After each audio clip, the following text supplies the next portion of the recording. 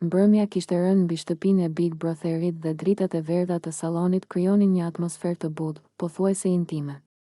Banorët e tjerë ishin shpërndarë nëpër dhoma, dikush në kuzhinë, dikush në obor, ndërsa Klodi dhe Eliona kishin mbetur vetëm në divanin e madh. Prej ditësh mes tyre kishte diçka të pathënë, një bisedë që të dy e shtynin, por që po rëndonte sigur mbi gjoks. Klodi luante me gishtat, nuk e shikonte drejt në sy. Eliona e ndjente që ai po mblidhte guximin për të folur. Ajo e njihte tashmë ritmin e frymëmarrjes së tij kur ishte nervoz. Duhet ta sqarojmë një gjë, tha ai më në fund, me zë të ulët. Eliona nuk u përgjigj. Vetëm pohoi lehtë me kokë, unë. Të kam thënë diçka këtu brenda dhe nuk dua të duket sikur po luaj me ty, vazhdoi Klodi. Po të mos isha I lidhur jashtë me atë italianen, ne të dy do ishim bashkë. Ta kam thënë me zemër, jo për lojë. Fjalët mbushën hapësirën mes tyre. Eliona ndjeu një therrje të lehtë në stomak. Ajo e kishte pritur këtë bisedë, por kur u bë reale, tingëlloi më e rëndë. Ti më ke dhënë shpresë, Klod, I tha ajo qetë. Më ke dhënë fjalën. Nuk ishin thjesht muhabet e kot. Ai e ngriti kokën dhe e pa drejt. Në sytë e tij kishte pendes, por edhe sinqeritet, e di. Dhe nuk pendohem për atë që ndjej. Por kam një lidhje jashtë. Kam një realitet tjetër atje. Eliona buzëqesh I hidhur. Edhe unë kam një realitet. Familjen time që më sheh çdo natë. Më kanë thënë, më mirë të jetë shqiptar, më mirë dikush që e kupton botën tonë. Dhe unë të besova ty, fjala besë qëndroi në ajër si diçka e shenjtë. Klodi u përkul përpara, mbështeti bëryllat mbi gjunjë, nuk kam dashur kur të mashtroj. Nëse do isha single, s'do mendoja dy herë. Do ishim bashkë, këtu dhe jashtë. Eliona ndjeu lotët t'i vinin, por nuk I lejoi të dilnin. Ajo nuk donte të dukej e dobët para kamerave, para ti, para vetes. Problemi është se ti nuk je single, tha me zë më të fortë. Dhe unë nuk dua të jem vajza që pret në hije. Klodi u ngrit dhe filloi të ecte ngadalë para divanit. Duke I humbur mes dy botëve, asaj që ndjente dhe asaj që kishte lënë jashtë, familja ime gjithashtu pret diçka nga unë, tha ai. Ata e njohin atë vajzën. Ka vite që jemi bashkë. Nuk është e lehtë të presësh gjithçka me thikë. Po as me mua nuk është e drejtë, ja ktheu Eliona. Më afrove, më dhe fjalën, më bëre të mendoj për një ne që ndoshta nuk ekziston kurrë. Heshtje, nga kuzhina u dëgjua zhurma e pjatave, por për ta bota ishte të kurrur në atë divan. Eliona filloi të tregoj se si e kishte përjetuar ajo gjithë këtë afrim, shikimet e vogla, xhelozitë e heshtura, mënyrën si ai e kërkonte me sy sa herë hynte në dhomë. Unë nuk jam vajzë që luaj me ndjenja, tha ajo. Kur ta jap besën, e jap me shpirt. Klodi u ul përsëri pranë saj. Edhe unë njësoj jam rritur. Fjala është fjalë. Prandaj po më vret kjo situatë. Ai I tregoi për netët kur rrinte zgjuar duke menduar si do duke jeta jashtë, a do guxonte të niste nga e para, a do kishte kuraj t'i dilte përballë familjes, traditës, zakoneve. Ti më ke trazuar krejt, pranoi ai. Nuk e prisja. Eliona e pa me butësi. Pavarësisht dhimbjes, nuk mund të urrente. Ndjente se mes tyre kishte diçka të vërtetë, jo thjesht histori për kamera. Unë nuk dua të jem arsyeja që shkatëron jetën e dikujt, tha ajo. Por as nuk dua të më shkatërohet e imja duke pritur një mrekulli. Biseda u zgjat me orë. Ata kujtuan ditën e parë kur ishin afruar, shakat, netët në obor, momentet kur gati ishin kapur për dore dhe ishin tërhequr në sekondën e fundit. Klodi e pranoi, nëse do isha I lirë, do të zgjidhja ty pa frikë, pa kushte. Këto fjalë e prekën Elionën më shumë se çdo deklaratë dashurie. Por njëkohësisht ja bën plagën më të thellë. Faleminderit që ma thua të vërtetën, I tha ajo. Por e vërteta ndonjëherë dhem. Në fund vendosën diçka të heshtë. Shtëpia atë ditë dukej më e ngushtë se zakonisht. Muret e bardha, që dikur dukeshin neutrale, tani krijonin ndjesinë e një labirinti ku çdo hap dëgjohej dy fish. Alba ecte nga salloni në kuzhinë, nga kuzhina në korridor, me një nervozizëm që nuk po e fshite dot më. Prej ditësh ajo ndjente se treshi, lëndrimi, Klodi dhe Eliona, po e largonin me qëllim nga çdo bisedë, nga çdo cep ku ajo përpiqej të afrohej, nuk ishte thjesht ndjesi.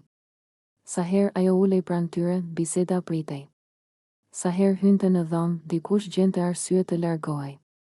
Ajo filloi t'i ndiqte jo nga dëshira për t'i provokuar, por për të kuptuar çfarë po flisnin që nuk donin ta dëgjonte. Atë pasdite gjithçka shpërtheu. Alba u afrua drejt dhomës së gjumit ku treshi po bisedonte me zë të ulët. Sa po e pan në prag, lëndrimi u ngrit dhe, pa thënë asnjë fjalë, mbylli derën. U dëgjua klik, u i tha të i bravës.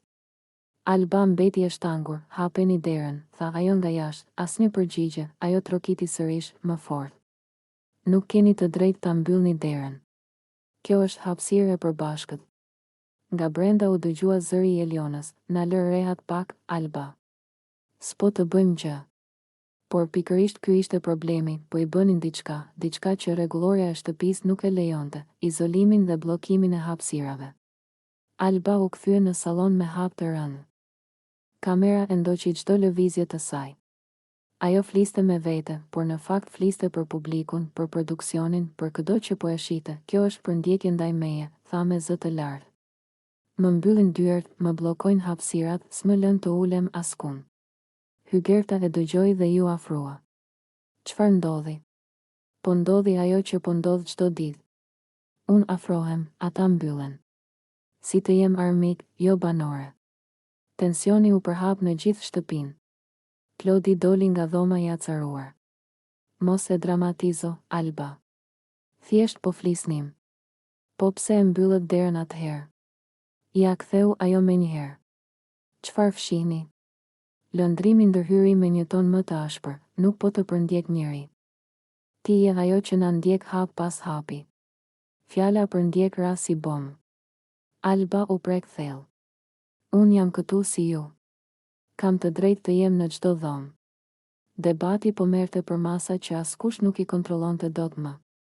Banorët e tjerë dolën nga kuzhina, disa për të qetësuar situatën, disa thjesht për të parë spektaklin e radhës, dhe pikërisht në atë moment u dëgjua sinjali i njohur i shtëpisë. Zarfi i zi, salla u mpak. Çdo herë që vinte zarfi i zi, dijej se loja kishte kaluar kufi. Alba ishte e para që foli. Ja pra. Këtë po ju thosha. Vëllai i madh, me zërin e ftohtë dhe zyrtar, nisi të lexonte rregullin, bllokimi i dyerve dhe i hapësirave të përbashkëta është i ndaluar. Çdo veprim që izolon një banor ose e pengon të lëviz lirshëm në shtëpi konsiderohet shkelje e rëndë e rregullores. Heshtje e plot, Eliona uli kokën. Klodi kafshoi buzën. Lëndrimi u përpoq të duke i qetë, por sytë e tradhtonin. Zarfi vazhdoi, çdo përsëritje e këtij veprimi do të sjellë penalizime individuale dhe kolektive. Alba ndjeu një lloj triumfi të hidhur. Nuk donte dënim për askën, por donte drejtësi. Donte të mos trajtohej si hije brenda një shtëpie ku supozohej të gjithë ishin të barabartë. Unë vetëm këtë kërkova, tha ajo më qetë. Të mos më mbyllni dyert në fytyrë. Hygerta i vuri dorën në shpatull. Treshi u ul në divan pa folur. Për herë të parë u duk qartë se loja e tyre e distancimit kishte kaluar kufirin. Mbrëmja vazhdoi me një atmosferë të rëndë. Alba u ul vetëm në obor dhe filloi të reflektonte, apo i ndiqte vërtet ajo, apo thjesht po kërkonte vendin e saj. Ku mbaron loja dhe ku fillon përjashtimi, nga brenda dëgjoheshin zërat e lëndrimit dhe Klodit që përpiqeshin të justifikoheshin. Eliona, më e heshtur, duke i penduar. Askush nuk e kishte menduar se një derë e mbyllur mund të kthehej në çështje kaq të madhe, por Big Brother ishte pikërisht kjo, një shtëpi ku edhe gjesti më i vogël merrte peshë morale. Alba e kuptoi se betejë e saj nuk ishte kundër 3 personave, por kundër ndjenjës për të zhdukur brenda turmës. Ajo nuk donte t'i përndiqte, donte të ekzistonte mes tyre. Drita e oborit u fik ngadalë. Loja vazhdonte, por pas atij zarfi të zi, asgjë nuk do të ishte më njësoj. Obori i shtëpisë atë pasdite duke i qetë, por brenda mureve të saj po ziejnë gjëra që kamerat nuk i kapin dot lehtë, nerva të lodhur, net pa gjumë, mendime që rrotullohen pa pushim. Hygerta ishte ulur pranë tavolinës së vogël të kuzhinës, duke përzier kafen ngadalë, ndërsa Alba rrinte përballë saj me sy të skuqur nga pagjumësia. Ditët e fundit mes tyre kishte lindur një tension i heshtur, një distancë që rritej pa u thënë asnjë fjalë. Alba po fliste për një debat të mëparshëm, për mënyrën si ndihej e lënë pas dore nga të tjerët. Zëri i saj ishte i ngjirur, i lodhur, por këmbëngulës. Hygerta e dëgjonte fillimisht pa reaguar, por në fytyrën e saj dukej qartë bezdia. Loja po i rëndonte të gjithëve dhe durimi po mbaronte, po e tepron, Alba, i tha më në fund Hygerta, duke e lënë filxhanin me një zhurmë të lehtë mbi tavolinë. Je bërë shumë e rëndë këto ditë. Alba u shtang. Nuk e priste atë ton. Çfarë do të thuash? Pyeti me zëmë të ulët Hygerta, e lodhur nga grindjet e përditshme, nuk e mati më fjalën.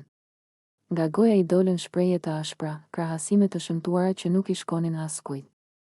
Nuk ishte thjesht kritik, ishte një shpërthim nervash, një mënyrë e gabuar për të nxjerrë mlefin e grumbulluar. Alba u zverdh. Fjalët i ranë si shuplak, si mund ta thuash këtë? Murmuri ajo. Unë po kaloj ditë të vështira. Nuk po aktroj. Hygerta u ngrit në këmbë, filloi të ecte nëpër dhomë. Të gjithë jemi të lodhur këtu brenda.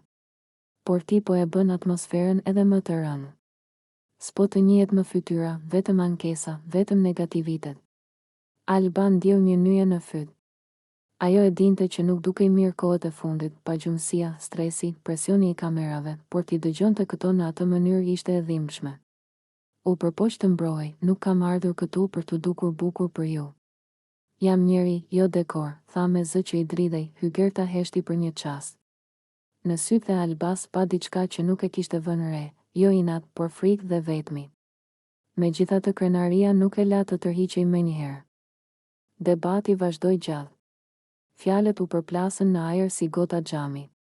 Alba i kujtoi Hygertës se edhe ajo kishte pasur ditë të errëta, momente kur kishte qarë në banjë që të mos e shihte askush.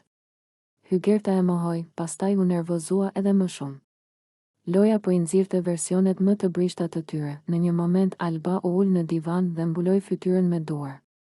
Nuk është e drejtë të më flasësh kështu, tha me zë të mbytur. Fjalët mbeten. Ajo fjali e thjesht e ndaloi Hygertën. Për herë të parë e kuptoi sa thellë kishte goditur. Në shtëpi gjithçka dukej si betejë, por jashtë ishte jetë reale, njerëz me plagë të vërteta. Unë nuk desha të lëndoj kaq shumë. Tha më në fund, më qetë. Jam edhe unë e lodhur, po nuk duhet ta nxjerr mbi ty. Alba nuk ju përgjigj menjëherë. Po mendonte për netët kur kishte qarë në heshtje, për frikën se mos publiku e shite si të dobët, për faktin që askush nuk e dinte çfarë mbante brenda. Fjalët e Hygertës i kishin hapur një plagë që përpiqej ta mbulonte me humor. Ora kalonte dhe tensioni ngadalë u ul. Banorët e tjerë hynin e dilnin, por askush nuk ndërhyri. Ishte një përplasje që duhej ta zgjidhnin vetë. Ne jemi armike, tha Alba pas një kohe të gjallë. Por këtu brenda njeriu humb veten. Hygerta pohoi me kokë. E di. Ndoshta duhet të mësojmë të flasim pa e coptuar njëra tjetrën. Ato fjalë nuk i shëruan menjëherë gjërat, por hapën një derë të vogël. Konflikti mes tyre mbeti, por nuk ishte më urrëtie, ishte përballje mes dy njerëzve të lodhur nga e njëjta lojë. Mbrëmja ra mbi shtëpi.